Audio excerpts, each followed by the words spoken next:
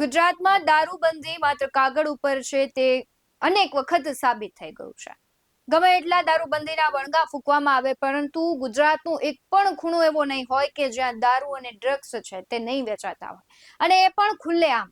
આપણે અનેક એવા વિડીયો જોઈએ છે કે જ્યાં દારૂ અને ડ્રગ્સનું સેવન અને વેચાણ ખુલ્લેઆમ થતું હોય ને પોલીસની શંકાશીલ કામગીરી પણ ત્યાં દેખાતી હોય.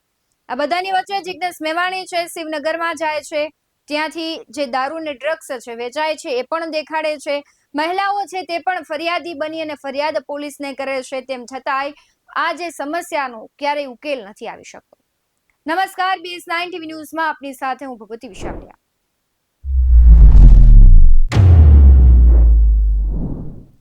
હાલ રાજ્યમાં સતત એક વિષય પર ચર્ચા થઈ રહી છે અને રાજકારણ પણ તેને લઈને ગરમાયું છે. એ છે દારૂ અને ડ્રગ્સનું ખુલ્લેઆમ વેચાણ.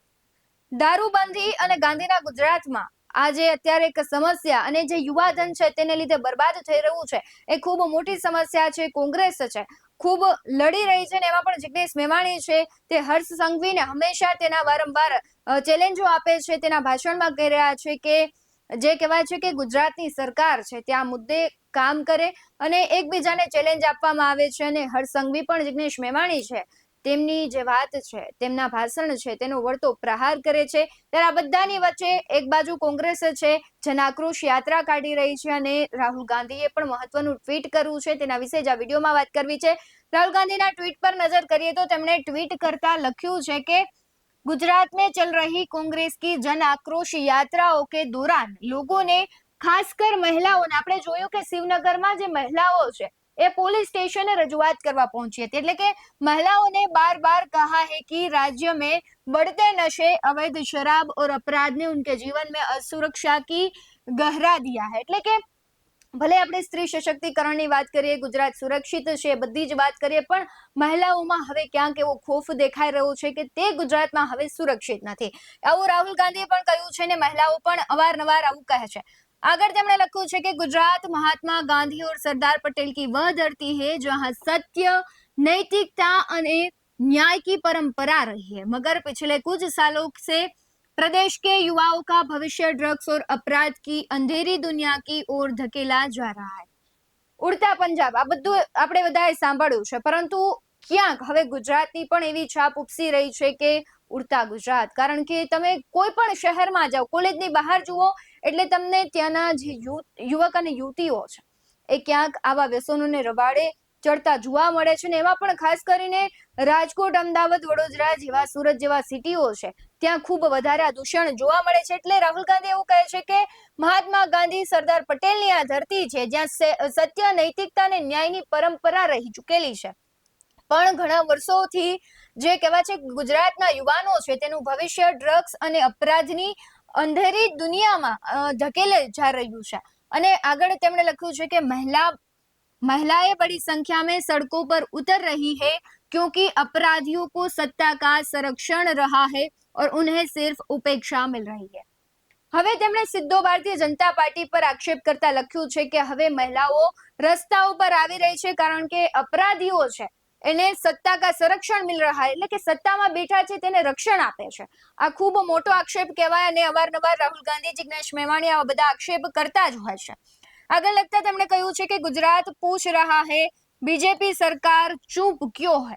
આ સવાલ ઘણા સમયથી થઈ રહ્યો છે, કારણ કે જ્યારથી જિજ્ઞેશ મેવાણી આક્ષેપ કરી રહ્યા છે તેનો જવાબ આડકતરી રીતે ક્યાંક મળે છે, પરંતુ આટલા અહેવાલો પ્રસિદ્ધ થાય છે, જિજ્ઞેશ મેવાણી જાહેરમાંથી આવા આક્ષેપો મોટા કરે છે, તો કેમ સુરક્ષાની જવાબદારી લઈને બેઠેલા લોકો તેનો જવાબ નથી આપતા? કેમ ગુજરાતમાં આટલું હદે કહેવાય છે કે અપરાધ વધી રહ્યા છે, વ્યસનો વધી રહ્યા છે, ત્યારે તેનો જવાબ કેમ નથી મળતો? આગળ તેમણે લખ્યું છે કે વહ કોણ બીजेपी मंत्री है जिसके संरक्षण में यह सब चल रहा है, गुजरात के गद्दारों को क्यों बचाया जा रहा है.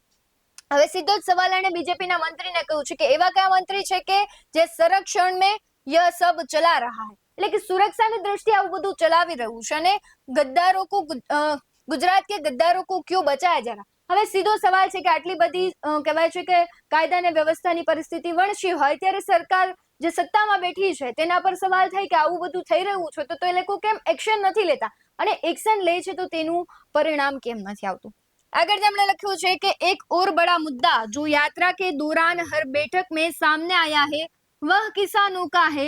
हाल की भीषण बाढ़ ने हजारों गुजराती परिवार को तबाह कर दिया है और किसानों की फसलें बर्बाद हो गई। जब मोदी जी गुजरात के मुख्यमंत्री थे तो राहत पैकेज की बातों को रट रुकती नहीं थी।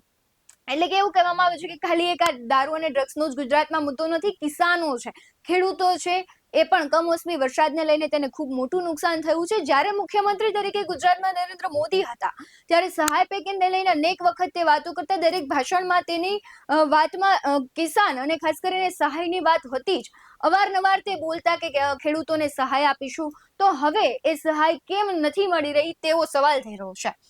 આજ ગુજરાત ડૂબા હે, लख्યું છે આગળ, आज गुजरात डूबा है, डबल इंजन सरकार है, वे प्रधानमंत्री है और न पर्याप्त राहत दिख रही है न संवेदना। એટલે કે ભાઈ જે પ્રમાણે આપણે જોઈએ છે કે ભાષણોમાં કહેવામાં જ આવે છે કે ડબલ એન્જિન સરકાર છે। ડબલ એન્જિન સરકાર જ્યારે હોય ત્યારે આવા નાના નાના પ્રશ્નો થતા હોય તેનું સમસ્યાનું સમાધાન નથી આવતું અને આખા રાજકારણને કહેવાય કે ગુજરાતમાં સતત એક જ વિષય ચર્ચાનો વિષય બને છે, ખેડૂતો અને दारू અને ડ્રગ્સ। परंतु आनी कोई समस्या नो उकेल आवतो नहीं। गुजरात में भयानक जन आक्रोश है, हर परिवार अपने बच्चों के भविष्य को लेकर चिंतित है और हर परिवार पूछ रहा है किसानों का कर्ज माफ क्यों नहीं किया, ड्रग्स का कारोबार साफ क्यों नहीं किया। એટલે હવે તમને કહ્યું છે કે દરેક વ્યક્તિ આજે એ જ ચર્ચા કરી રહ્યું છે કે ખેડૂતોનું છે દેવું માફી કેમ ન કરવામાં આવ્યું, જે ડ્રગ્સ ને દૂષણો છે એનો કારોબાર છે એ કેમ સાફ નથી કરવામાં આવી રહ્યો। વધુમાં તેમણે લખ્યું છે કે कांग्रेस जनता की बात सुनती रहती और बीजेपी सरकार की नाकामी और भ्रष्टाचार को लगातार उजागर करती रहेगी। હવે અત્યારે તમે જોવો છો કે જન આક્રોશ યાત્રા ચાલી રહી છે। તેમણે કહ્યું છે કે કોંગ્રેસ છે હંમેશા લોકોની વાત સાંભળે છે અને બીજેપી છે એ ક્યાંક છે નાકામી और भ्रष्टाचार को लगातार उजागर करती કે જે ભારતીય જનતા પાર્ટી દ્વારા અને જે લોકો દ્વારા કરવામાં આવેલો ભ્રષ્ટાચાર છે તેને કોંગ્રેસ છે હવે ઉજાગર કરવાનો પ્રયત્ન કરશે। જન આક્રોશ યાત્રા ચાલી રહી છે, જિગ્નેશ મેવાણીના તેવર પણ તમને ક્યાંક હટકે જોવા મળી રહ્યા છે અને રાહુલ ગાંધીનું આ ટ્વીટ છે એ ખૂબ જ કહેવાય છે કે ધારદાર ટ્વીટ છે। ભારતીય જનતા પાર્ટી સત્તામાં બેસેલા જે લોકો છે અને ખાસ કરીને આ બે મુદ્દાઓ છે ખેડૂતો અને ડ્રગ્સનો, હવે આજનું યુવાધન તમે પણ જુઓ છો કે ડ્રગ્સના રવાડે ચડી ગયું છે। એટલે હવે ખાસ કરીને સુરક્ષાની દ્રષ્ટિએ તેના પર કાબુ આવવો ખૂબ જરૂરી છે અને એમાં પણ આપણે તો સુરક્ષિત ગુજરાત, દારૂબંધી વાળા ગુજરાતની વાત કરીએ તો હવે એ દારૂબંધી વાળા ગુજરાતમાં ખૂણે ખૂણે મળે છે તો તેના પર જવાબ કોણ આપશે કે ક્યારે બંધ થશે, કોણ છે આ બધું ચલાવી રહ્યું છે। એટલે એવું તો નથી જ કે સરકારની નજર ન હોય, કારણ કે સત્તામાં બેસેલા અમુકની જો રહેમ નજર હોય ને તો જ આવું થઈ શકે। તમારું શું કહેવું છે કમેન્ટ બોક્સમાં જરૂરથી જણાવજો। બાકી આવા જ વધુ અહેવાલો સાથે ફરી મળતા રહીશું। તમે અમારી યુટ્યુબ ચેનલને સબસ્ક્રાઇબ કરવાનું, અમને ફેસબુક અને ઇન્સ્ટાગ્રામ પર ફોલો કરવાનું ભૂલશો નહીં।